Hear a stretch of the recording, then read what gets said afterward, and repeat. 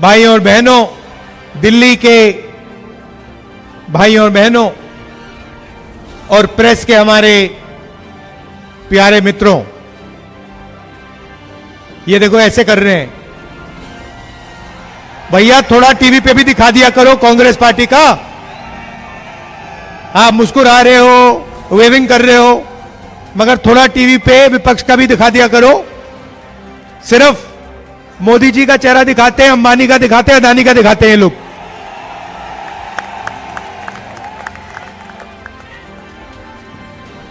तो भाई और बहनों, विचारधारा की लड़ाई है।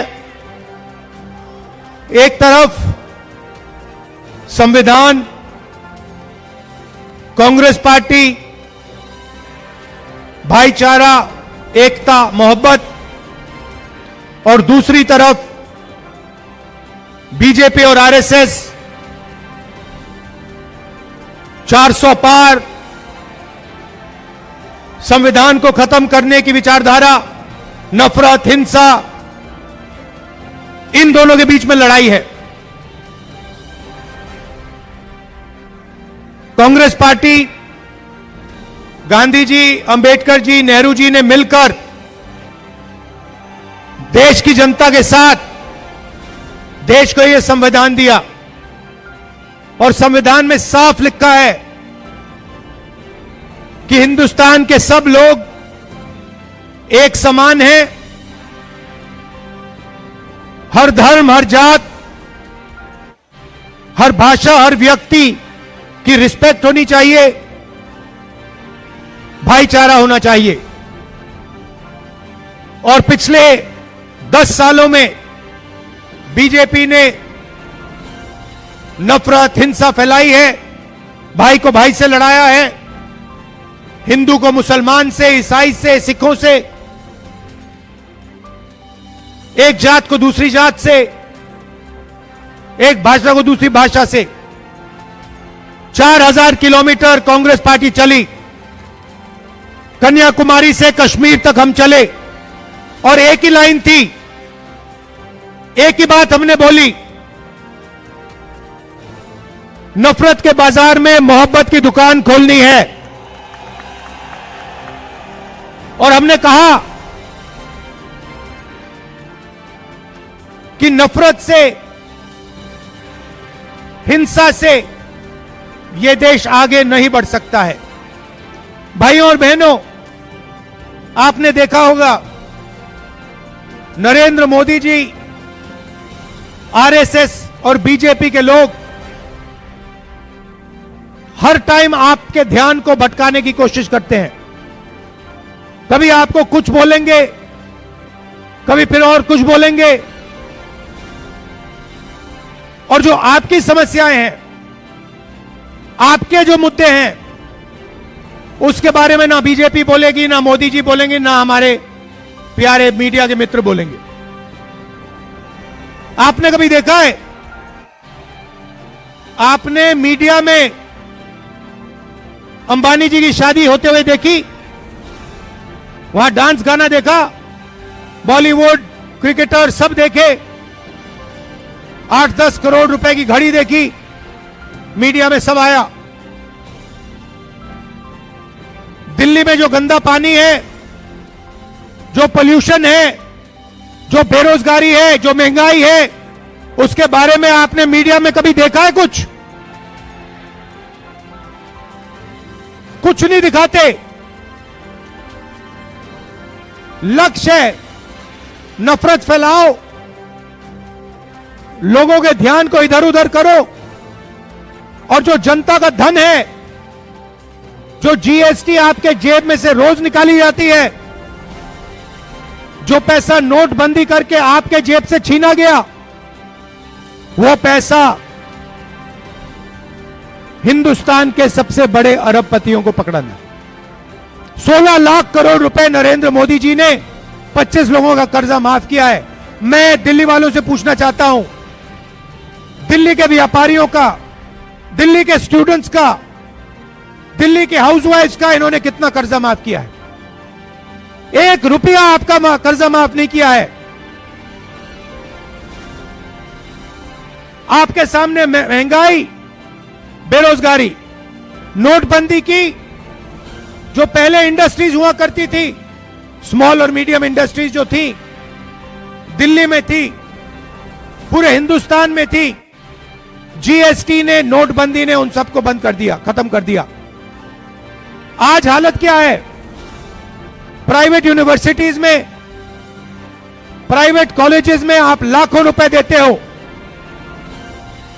मजदूरों के बच्चे प्राइवेट यूनिवर्सिटी कॉलेजेस में जाते हैं, प्राइवेट स्कूल्स में जाते हैं, सर्टिफिकेट लेते हैं, कोई इंजीनियर बनता है, कोई डॉक्टर बनता है, और फिर उसके बाद लाखों रुपए देने के बाद, मेहनत के पैसे देने के बाद आपको पता लगता है कि हिंदुस्तान में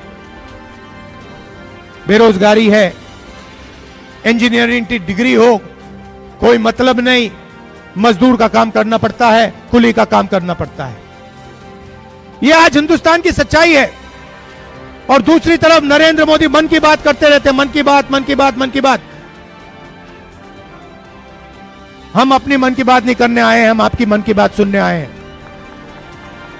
और इसलिए हमने मैनिफेस्टो में आपसे पूछकर, आपसे सुनकर जो आपकी मांगे थी, हमने अपने मैनिफेस्टो में गारंटीज दिलवाई हैं। सीधा महिलाओं के बैंक अकाउंट में हम पैसा डालने जा रहे हैं, गैस सिलेंडर का दाम हम कम करने जा रहे हैं। तो यह लड़ाई विचारधारा की है। और कल परसों मैंने मीटिंग में एक बात बोली कि देखिए, इस देश में 50% पिछड़ा वर्ग है, कम से कम 50% पिछड़ा वर्ग है, 15% दलितों की आबादी है, 15% माइनॉरिटी है, मुसलमान, क्रिश्चियन, सिख, ईसाई, 8% आदिवासी है। अगर आप सबको जोड़ दो 90% इन लोगों की आबादी है। मगर आप हिंदुस्तान की कॉर्पोरेट इंडिया को देखो, प्राइवेट यूनिवर्सिटीज कॉलेजेस को देखो, मीडिया को देखो, जुडिशरी को देखो, 90% में से आपको इन संस्थाओं में, इन इंस्टीट्यूशन में एक व्यक्ति नहीं मिलेगा। आपको रिप्रेजेंटेशन मिल गई, मगर आपको भागीदारी आज तक नहीं मिली है। यह सच्चाई है। बजट का पैसा आप देते हो, जीएसटी का पैसा हिंदुस्तान के गरीब लोग देते हैं। 50% पिछड़ा वर्ग है, 15% दलित, 15% माइनॉरिटी, 8% आदिवासी, 90% आबादी आपकी है। जितनी जीएसटी आप देते हो उतनी जीएसटी अदानी अंबानी देते हैं। अगर हिंदुस्तान का सबसे गरीब व्यक्ति एक शर्ट खरीदे तो उस शर्ट के लिए जितना पैसा वो सबसे गरीब व्यक्ति देगा उतनी ही जीएसटी अदानी अंबानी देंगे। यह बिल्कुल बेईमानी है। आप पैसा देते हो, आपका कर्जा कभी माफ नहीं होता, आपके जेब से पैसा निकलता है। मीडिया और नरेंद्र मोदी मिलकर अदानी जी के साथ, अंबानी जी के साथ आपका पैसा लेते हैं, छीनते हैं। भाई और बहनों, इस पैसे को 90 लोग बांटते हैं। आईएएस अफसर हैं, बजट का हर पैसा ये लोग बांटते हैं।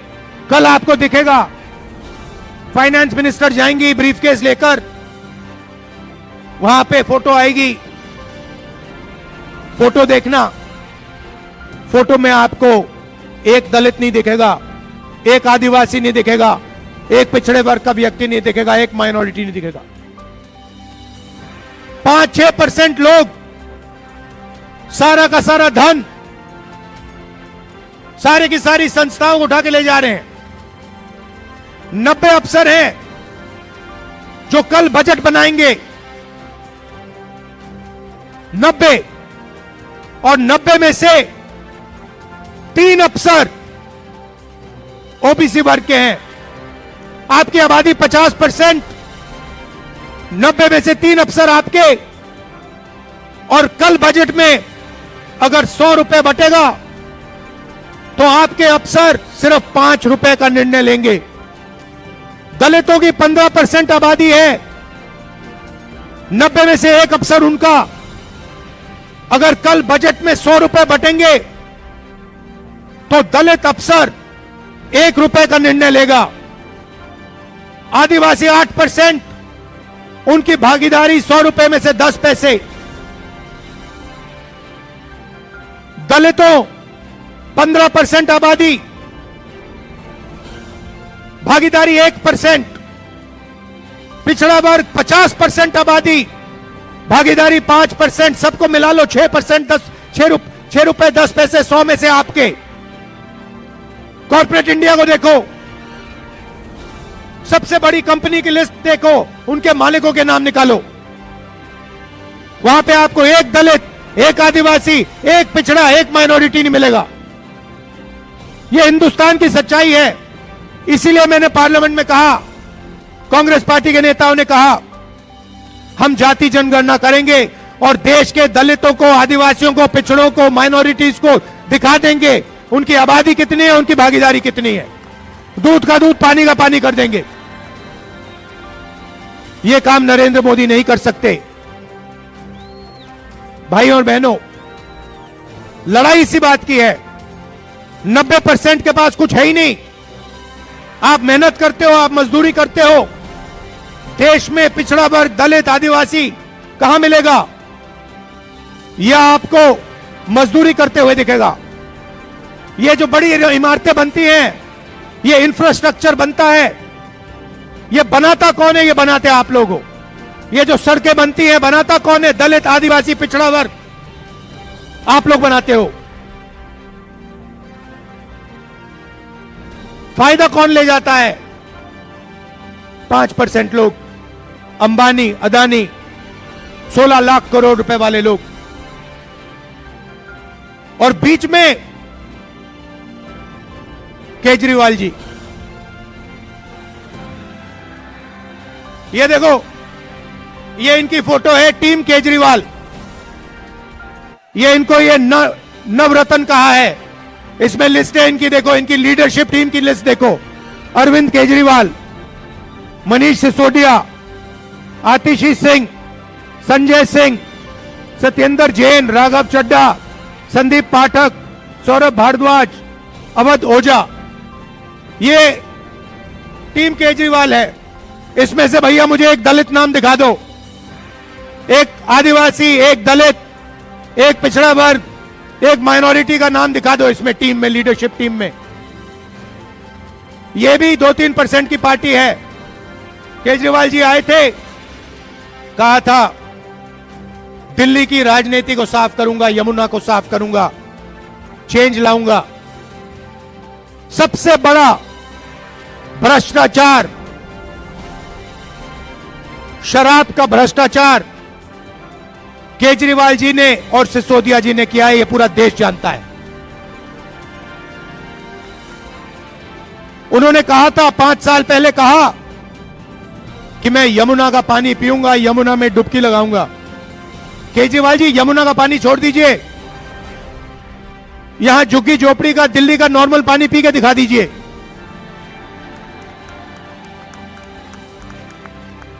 पानी की बोतल लिए घूम रहे हैं, कह रहे हैं कि हरियाणा की सरकार ने, किसी और ने गंदा कर दिया। केजरीवाल, जिम्मेदारी आपकी है। आपने कहा था कि आप यमुना जी को साफ करोगे। 5 साल पहले आपने कहा था। आपके शब्द खोखले हैं।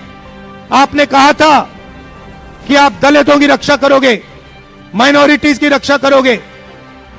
मैं आपसे पूछना चाहता हूं, जब दंगा हुआ, जब हिंसा हुई, आपके साथ कौन खड़ा था? कांग्रेस पार्टी खड़ी थी या केजरीवाल खड़ा था? हमारे नेता आपके साथ थे या केजरीवाल थे आपके साथ? मैं खुद गया, मैं स्वयं गया। कांग्रेस पार्टी खड़ी थी, क्योंकि हमारी विचारधारा की लड़ाई है, हमारी कोई अपॉर्चुनिस्टिक लड़ाई नहीं है। हम सबके हैं। हम संविधान को बचाने का काम करते हैं, इसकी रक्षा करने का काम करते हैं। अंबेडकर जी की जो सोच है, उसकी हम रक्षा करते हैं। तो लड़ाई, देखिए, सच्चाई है कि जब आए थे केजरीवाल जी, उन्होंने एक नए तरीके की राजनीति की बात की थी। खंबे पर चढ़ गए थे, याद है आपको? मैं राजनीति दूसरे तरीके से करूंगा, खंबे पे चढ़ गए थे, स्वेटर पहना था, छोटी कौन सी गाड़ी थी वो? अल्टो गाड़ी थी, कौन सी थी? वैगनार, वैगनार में आए थे ना, वैगनार में आए और सीधे शीश महल के पार्किंग लॉट में चले गए। करोड़ों रुपए का घर, भ्रष्टाचार, पोल्यूशन, जो शीला जी ने इंफ्रास्ट्रक्चर बनाया था, सड़कें बनाई थी, पुल बनाए थे, फ्लाईओवर बनाए थे, विकास का काम किया था, उस सब को इन्होंने खत्म कर दिया है और सिर्फ झूठे वायदे करते हैं। आप केजरीवाल जी की स्पीच सुनिए, मोदी जी की स्पीच सुनिए, एक के बाद एक झूठी बात बोलते हैं। मेरी स्पीच आप देख लीजिए। 2004 से मैं राजनीति में हूं। जब मैं कुछ कहता हूं, मैं करके दिखाता हूं। मेरी आप एक स्पीच दिखा दो जहां मैंने कहा कि भैया मैं यमुना जी को साफ कर दूंगा। एक स्पीच दिखा दो, नहीं हो सकता, क्योंकि मैं सच्चाई की बात करता हूं। जो किया जा सकता है मैं आपको वो कहूंगा कि भैया ये किया जा सकता है। मनरेगा स्कीम किया जा सकता है, कर देंगे। किसानों का कर्जा माफ किया जा सकता है, कर देंगे। दिल्ली में इंफ्रास्ट्रक्चर बन सकता है, फ्लाईओवर बन सकते हैं, कर देंगे। गरीबों को अधिकार मिल सकते हैं, हम कर देंगे। मगर झूठे वायदे मैं नहीं करूंगा, क्योंकि देखिए हमारा आपके साथ ये 10 साल पुराना रिश्ता नहीं है। ये हमारा रिश्ता, आपके साथ जो रिश्ता है, मेरा रिश्ता, प्रियंका का रिश्ता, मेरे परिवार का रिश्ता, ये मोहब्बत का रिश्ता है, ये राजनीतिक रिश्ता नहीं है।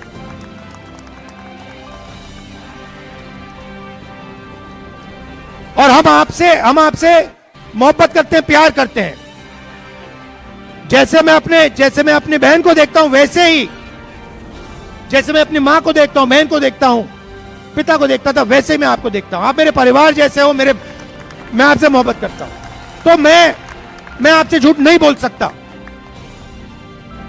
यह सच्चाई है। अब आपके सामने चॉइस है, हमारे ये कैंडिडेट्स हैं।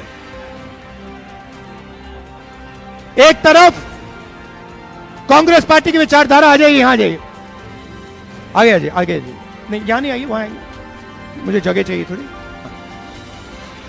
ये हमारे कैंडिडेट्स हैं, इनको आप दिल से समर्थन कीजिए। दिल से समर्थन करोगे, दिल से। आप सबका बहुत बहुत धन्यवाद।